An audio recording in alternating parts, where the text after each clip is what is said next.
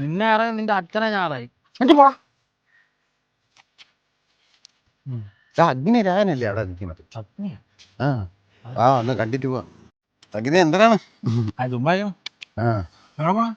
നമ്മളെ സുരേന്ദ്രനല്ലേടാ, അയാളാണ് നമ്മളെ പാർട്ടി സ്ഥാനാർത്ഥി. അടക്കാ സുരേന്ദ്രനാ പാർട്ടി ഇത്ര അതപ്പതിച്ചു പോയെന്നാ അന്റെ വീട്ടിൽ കയറ്റാൻ കൊള്ളാം. അവൻ എന്റെ കൈ കിട്ടിയാണ്ടല്ലോ പള്ളക്ക് ഞാൻ വാക്കത്തി കയറ്റി അവനാ. ഞാൻ പണ്ടേ നോട്ടിട്ട് വെച്ചേക്കണം.